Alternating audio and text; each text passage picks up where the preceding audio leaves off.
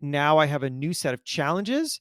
I have a new set of opportunities, and this is exciting. Let's go.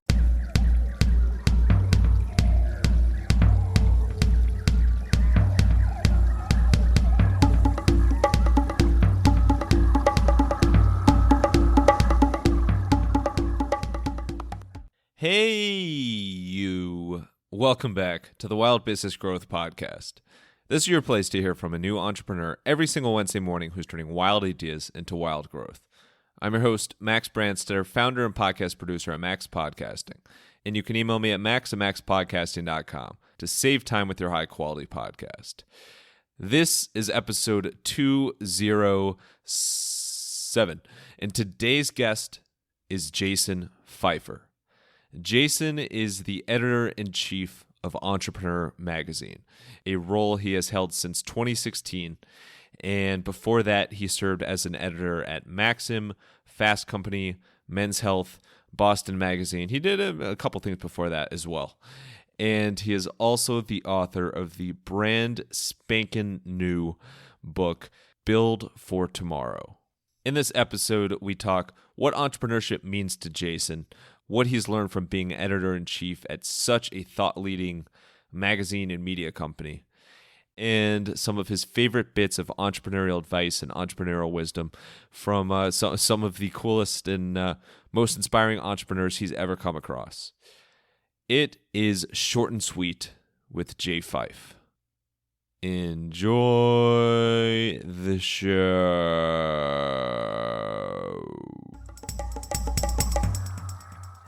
Alrighty, we are here with Jason Pfeiffer, editor-in-chief of Entrepreneur magazine, and I would venture to say, pun intended, a somewhat interesting person himself. Jason, honored to have you on. How you doing today? I hope to live up to somewhat interesting. Exactly. We'll somewhat, we'll maybe get there over the course of this interview, but we're definitely super excited to talk about Entrepreneur and talk about your journey as well as your book, which is, at the time of this recording, hot off the press. Yes, sir. To start off, what is it about entrepreneurship that continues to fascinate you?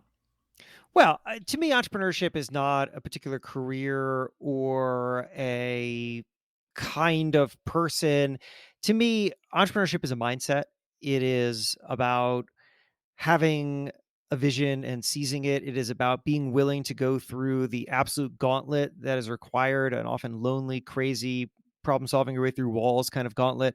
I love that people have started to use the word entrepreneur to mean so many different things, because I think ultimately what it means is that lots of people are finding that no matter what it is that they do, whether they are running a business or they just work somewhere or they work for themselves or whatever it is they do, that they are able to adopt that view of the world, that belief in themselves. And we together collectively are only better when more people think like that. That was actually a trick question. I thought you actually hated entrepreneurship, and this was all just like a slog, miserable for you. That would be terrible. I couldn't last. I have a long track record of losing interest in things that are worth losing interest in. This is the longest I've stayed in any one role or any one kind of place. I usually move on pretty fast.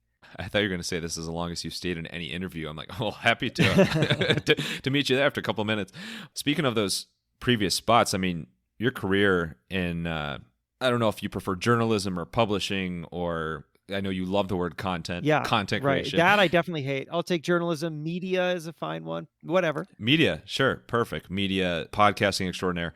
You've had some awesome stops at Maxim, Fast Company, Men's Health, even before Entrepreneur magazine. If you can go back in time and picture yourself in those different chapters, was there any sort of moment or spark for you in those different stops that you could foresee yourself taking more of that entrepreneurship path? Well, I would have never predicted getting to Entrepreneur magazine particularly. I'll be very honest with you. It wasn't a magazine that I read or paid any attention to. But I think that's the power of being open to the journey. You don't know where it is that you're going to go, and you don't know what is going to be the great opportunity. What you really want to do is focus on just creating as many opportunities as possible. So during my career in media, I'll tell you what I always did is I always thought about, and I didn't always have the language for it, but this is what I always did. I did what I now call work your next job. And work your next job goes like this. I believe that in front of you, me, everyone listening right now, we have two sets of opportunities: opportunity set A, opportunity set B. Opportunity set A is everything that's asked of us. So we show up at work and we have to do things. We are judged by the way in which we do and accomplish those things. We have bosses who have expectations. That is opportunity set A. Do good at those things. Opportunity set B is everything that is available to you that nobody is asking you to do. And that could be something at your job, could be a new team to join, it could be a new thing to learn, it could be something outside of your job. You might say, I really love listening to podcasts. I love listening to this podcast. Maybe I should make my own podcast.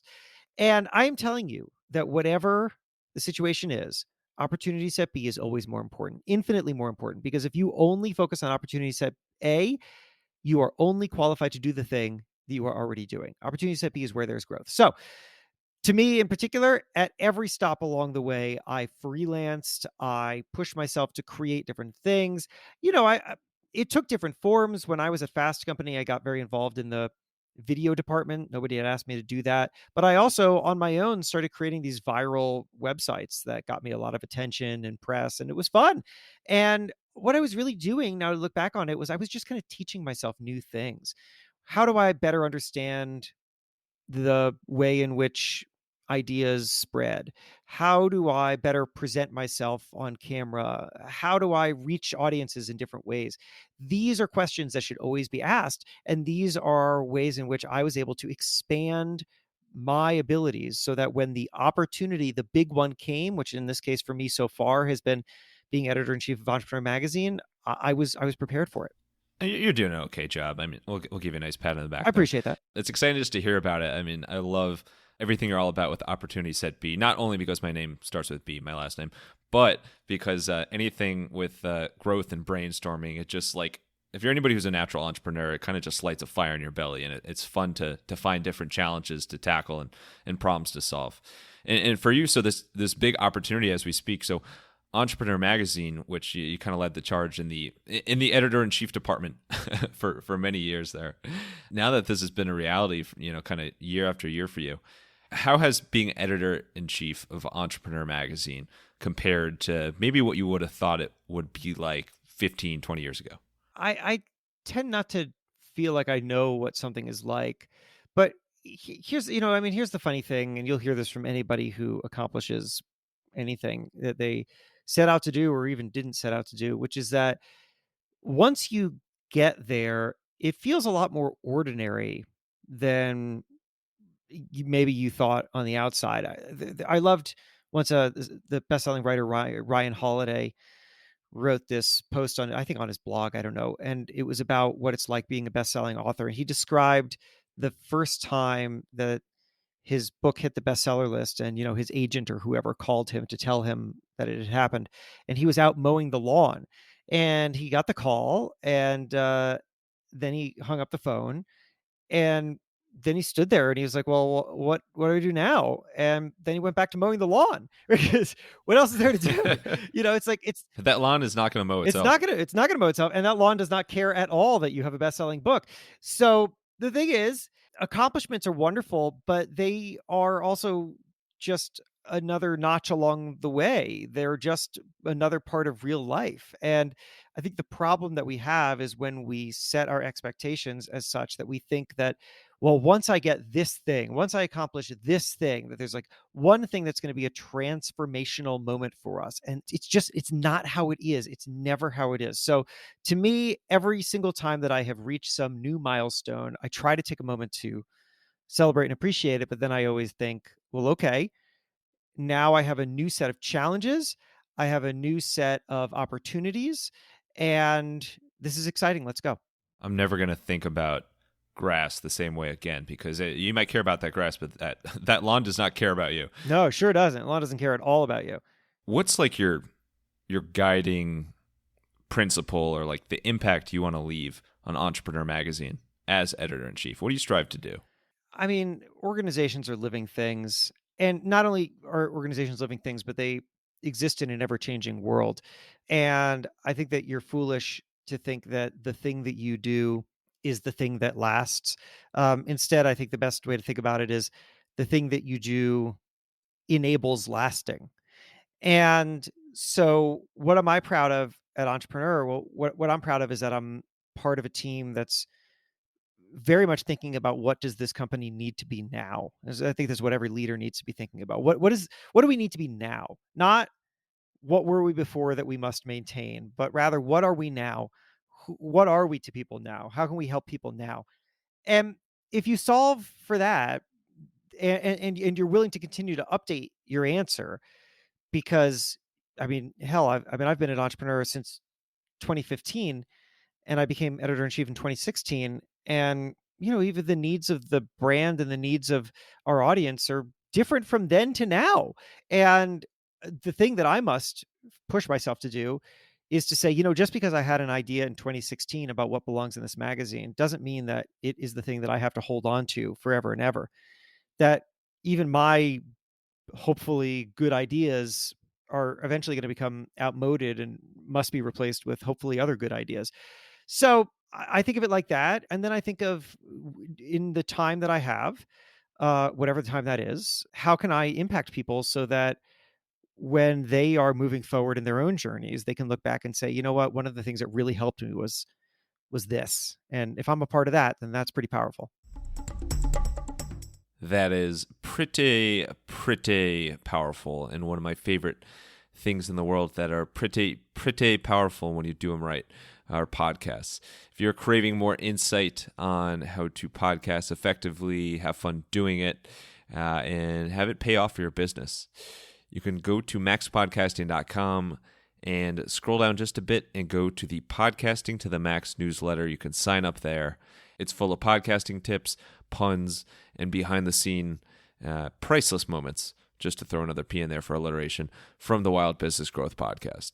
That's maxpodcasting.com, and go down and sign up for the Podcasting to the Max newsletter. Now, let's change it up a bit. In your comments on change and thinking about the future and kind of dealing with change and being agile from that perspective, transition swimmingly to your brand new book. So congrats, Build for Tomorrow. I'm honored you let me write the foreword. That was very kind of you. Yeah. Jason. Yeah, I know. I didn't even have to pay you. Exactly. Crazy. I paid you. Build for Tomorrow. So what is, we're not going to give away too much here, but super exciting, obviously, big, highly anticipated release. What is one main takeaway that you really want people to take away with them from reading this book? Well, I'll tell you what the book is structured around. It's structured around this observation that change happens in 4 phases. This is what I came to realize while I was watching everybody go through the pandemic, because the pandemic was many things, obviously, some good, some bad, or many bad. But what it also was a fascinating experiment, because it caused everybody to go through the same change at the same time. And then you got to see what people did as a result. And some people reinvented themselves, they reinvented their work, their lives, their business, and others not so much. And I wanted to understand what was going on, and what enabled some people to get ahead, not just in the pandemic, but in any moment of change, personal, large, small, whatever it is. And anyway, I came to realize that change happens in 4 phases for everyone. 1, panic. 2, adaptation. 3, new normal. 4, wouldn't go back. Wouldn't go back being that moment where you say, I'm so happy that I have this new and valuable thing, and I wouldn't want to go back to a time before I had it. And everybody, I'm telling you, everybody goes through that. Everybody, it doesn't matter how successful you are, everybody goes through those 4 phases. The difference is how fast you can go through them.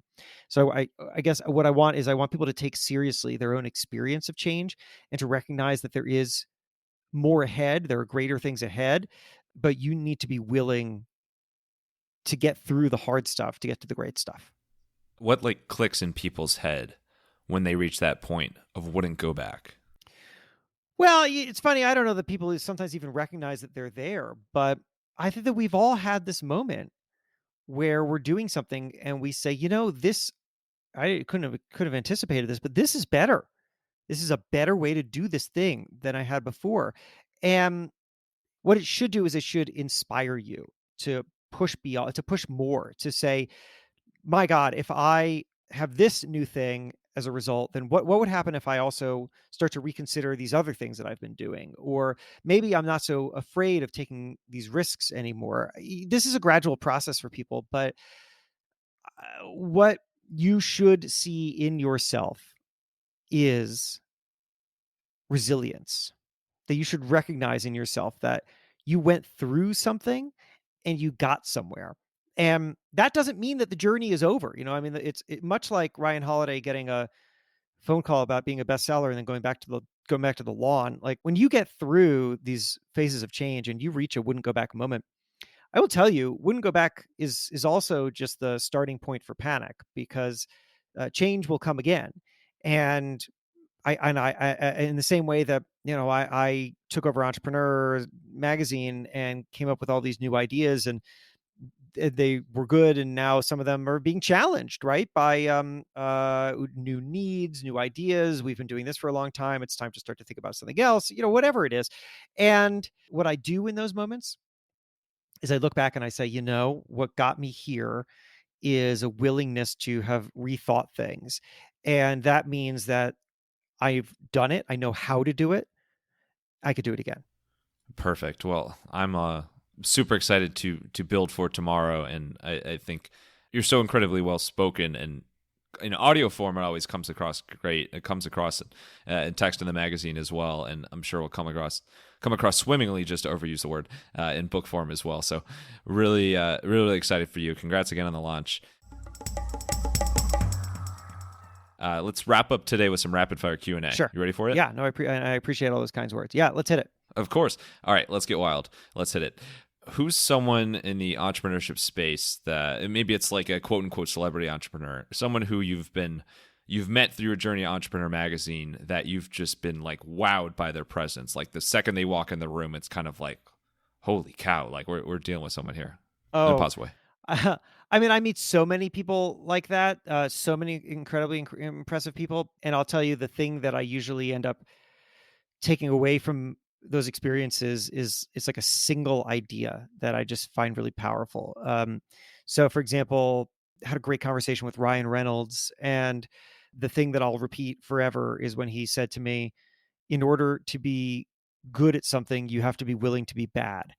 And I thought that's just a brilliant way of thinking about it. That's totally true, right? We go through any moment of change, we try something new.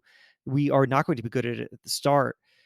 The difference between someone who's going to get to good and someone who's not is that the person who's going to get to good is willing to be bad at the start of it. I talked to Malcolm Gladwell, best-selling author, podcaster. I had asked him what is a Malcolm Gladwell project to him. How does he know what is a good Malcolm Gladwell project or idea or whatever? And he said, to the best of his ability, of course, it's impossible to completely be agnostic, but like, to the best of his ability, he tries not to filter himself like that, because, and here were the words he said, jotted it down as soon as he said it: self-conceptions are powerfully limiting. If you think of yourself as one thing, then you'll turn down all these other opportunities. It's powerfully limiting. I loved it. I wrote it down. I try to embody it. So I have a lot of moments like that. That's amazing. Two peas in a pod, Ryan Reynolds and Malcolm Gladwell. What is something rather quirky about your personality that somebody, a coworker, friend, family, somebody calls you out for, but it's who you are? I'm sure that there are all sorts of things. I'll tell you a quirky thing about myself. I don't know. It's not a personality thing. Is that I don't have a sense of smell or taste. So this leads to a lot of questions. People have many. Yeah, we might need to double the length of this interview now. Yeah, it's not a COVID thing. It's been like that forever for me. And so, I don't really have a particular interest in food. A chocolate ice cream is the same as vanilla ice cream. But yeah, that's a kind of quirk of me that my friends know. And is that something you were born with, or is that like a recent thing? We don't really know. It was probably not something I was born with, but it's probably something that happened very young. It was probably a head trauma when I was really young, because that happened. But there's no way to know for sure. You mentioned that when you meet like a Ryan Reynolds or Malcolm Gladwell, there's like one quick phrase or sentence that you kind of take away.